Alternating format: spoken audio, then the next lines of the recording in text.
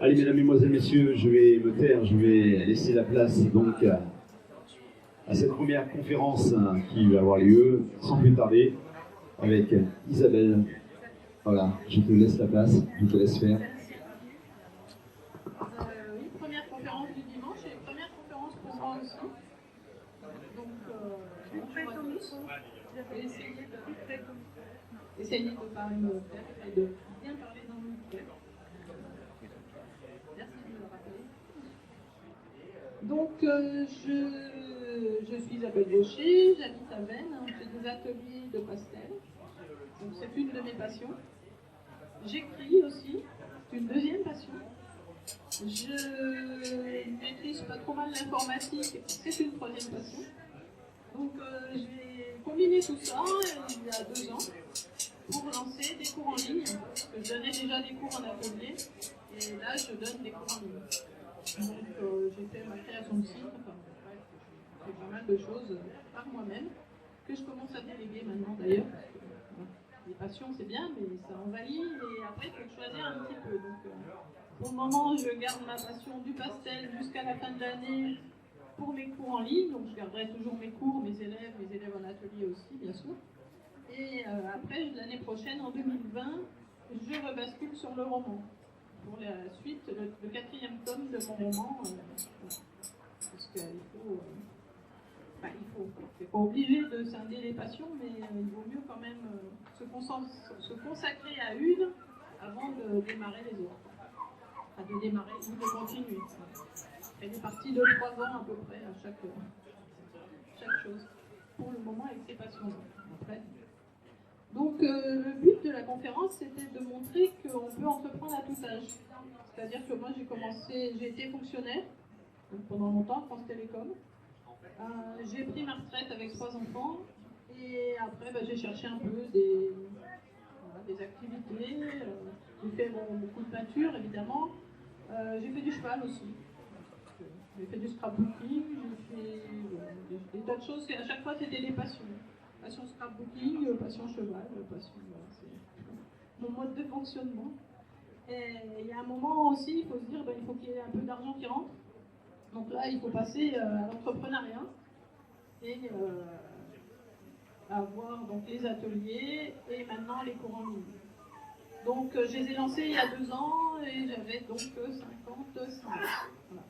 Donc, c'est aussi ce que je voulais. Donc, pourquoi on cherche souvent à cet âge-là à changer de métier ou à trouver un métier quand les enfants sont grands et qu'on a besoin d'occupation parce que, voilà, la télé, ça va un moment, mais peut-être pas trop. On a aussi des fois besoin d'argent. Des fois, ça peut être pour compléter une retraite aussi.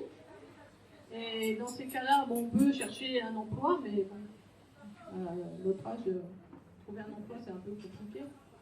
Donc l'idéal, c'est de prendre sa passion pour en faire un métier. Donc j'ai ma feuille, pour être sûr de rien oublier quand même. Donc quand on travaille dans sa passion, il y a des avantages.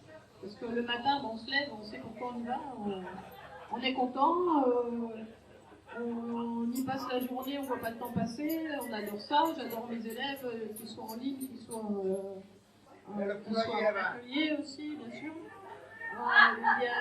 Voilà, quand je passe des heures sur l'informatique pour mon site, pour mon blog, j'adore ça aussi.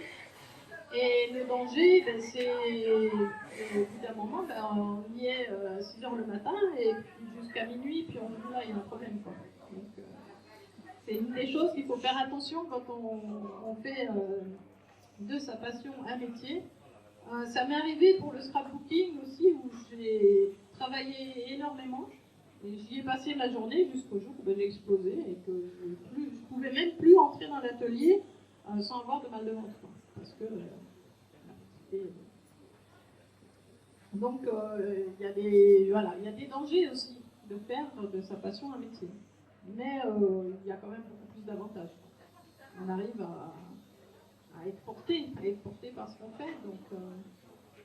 Donc je sais parmi vous qu'il y en a certains qui ont des passions et qui en ont fait leur métier. Et je sais aussi que c'est oui, c'est ce qui porte, c'est ce qui donne l'étincelle, c'est ce qui donne la passion, c'est quand même la vie. Pour moi, c'est la vie. Quand on commence, je dirais, à mon âge, à se lancer, il y a des choses qu'il faut apprendre, notamment le marketing. Et c'est vrai que quand j'ai fait le scrapbooking, je n'avais aucune notion là-dessus. Et j'ai coulé, quoi. J'ai coulé parce que j'avais aucune notion ni de gestion, ni de compta, ni de marketing. Et c'est vraiment marketing maintenant, c'est Internet en grande majorité. Donc il faut apprendre à faire ce site, apprendre à faire sa pub, Donc sur Gap, il y a Eric qui sait très bien faire ça. Voilà, donc voilà, que ce soit les sites, que ce soit tout. Il a fait aussi de sa passion un métier et il le fait bien. Donc voilà. Je voulais aussi le remercier pour ça. Et puis il faut s'organiser, il faut s'entourer aussi. Donc au niveau de Gap, il y a plusieurs réseaux d'entrepreneurs qui sont bien. Je sais, j'y vais. Pourtant, ma principale activité est sur Internet, donc c'est vrai que sur Gap, j'ai des élèves, mais c'est pas le principal de mon activité. Mais c'est sympa, et on se sent moins seul, quoi. Parce que c'est aussi un entrepreneur chez soi, devant son ordinateur, et il y a un moment où on a envie de voir du monde. Donc on va chez sa coiffeuse pour discuter. On fait, on a des amis évidemment, mais des fois la passion elle prend beaucoup, et puis les amis ne comprennent pas forcément toujours, surtout quand ils arrivent à la retraite, puis eux ils arrivent à la retraite, ils sont contents de se poser, et puis moi je continue de pire en pire. Donc, je me dis, mais qu'est-ce qu'elle fait? Pourquoi elle ne sort plus? Pourquoi voilà. Donc, il y a ça aussi à prendre en compte, un peu des fois un décalage par rapport aux gens de notre âge qui, eux, se calment parce qu'ils ont eu une vie professionnelle bien remplie. Et puis, voilà, ils ont tout à fait raison aussi de se reposer. Ou de venir en cours en atelier. Ça, c'est bien aussi quand ils commencent à être passionnés de pastel et qu'ils viennent à l'atelier, c'est très bien. Donc voilà, et je voulais conclure en disant qu'il n'y a pas d'âge pour entreprendre. Et il faut oser se lancer, il faut oser s'entourer, et puis il n'y a pas vraiment de risque. Parce que bon, maintenant on peut entreprendre, on peut monter une société ou être auto-entrepreneur pour rien, quoi. On peut se lancer. Après, bon, il y a les formations. C'est quand même mieux de les avoir, d'apprendre. Mais, après, voilà, moi je me suis lancée à plus de 55 ans et j'en suis très heureuse et voilà, c'est que du bonheur. Et j'ai ma fille qui a 17 ans et du coup qui se lance aussi, quoi. Parce qu'elle voit aussi que les avantages, les inconvénients, voilà. Donc le souci c'est que quand on arrive après 50 ans, on sait quelle est sa passion. On se connaît ses forces, ses faiblesses. Quand on en a 17, on ne connaît pas trop. Du coup, elle ne sait pas trop. Des fois, elle se passionne pour ça, le lendemain, c'est autre chose. Voilà, c'est à 17 ans aussi, hein. C'est normal.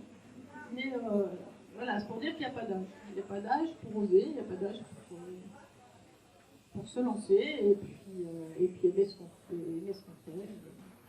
Et voilà, je crois que je vais conclure pour ma première conférence. Merci de m'avoir écouté jusqu'au bout.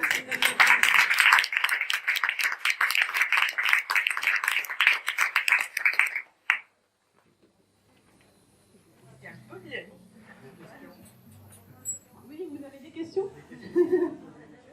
Le monsieur qui ne voulait pas avoir de questions, des questions. Oui, vous voulez pas. Tu veux te mettre au pastel? C'est du frais du bien, moi. Ouais. Non, c'est quoi votre seconde passion? L'écriture. Le scrapbooking. Alors ma question, c'est quoi le scrapbooking? Le scrapbooking, c'est la mise en valeur des photos avec différentes techniques, des papiers, des collages, Donc là, je donnais aussi des formations, parce que c'est vrai que c'est une passion que j'ai oubliée ça, mais j'aime beaucoup enseigner. Donc dans le scrapbooking, j'enseignais le scrapbooking, et maintenant j'enseigne le pastel. Voilà.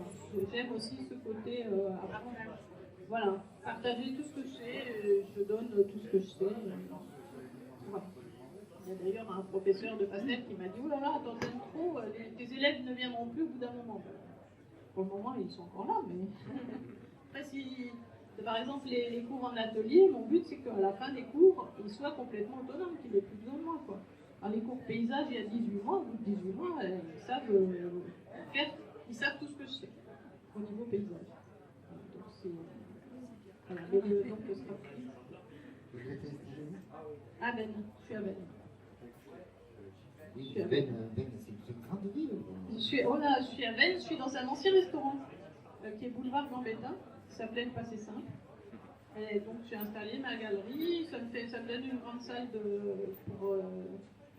pour exposer mes tableaux et pour donner les cours. Et puis là, tout le mois de septembre, et jusqu'à je pense au 15 octobre, j'expose les tableaux de mes élèves. C'est-à-dire que j'ai enlevé tous mes tableaux et j'expose les tableaux de mes élèves. Vous faites des vernissages?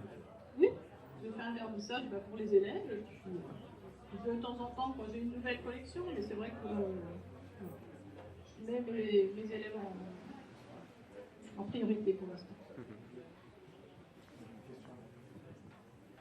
Concernant votre écriture, vous disiez que vous alliez faire le 4e tome. Oui. Donc les 3 premiers parlent de quoi? Alors, c'est l'histoire d'une jeune fille qui habite dans les Hautes-Alpes et qui a des facultés, je dirais qu'on a un peu tous, comme la télépathie, comme des choses que l'intuition, mais sauf que sa grand-mère lui a appris à les développer, voilà, très, on va dire surnaturel un petit peu, mais et il lui arrive des tas d'aventures, donc ça fait le tome 1, le tome 2, le tome 3, et je vais reprendre le tome 4 en 2020. Est-ce que c'est un peu autobiographique ou pas? Un peu, oui.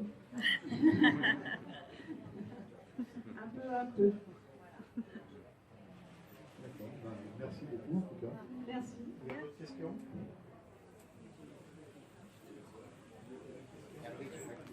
Simplement savoir comment sont organisés les cours en atelier. Alors, les cours en atelier, c'est sur une journée.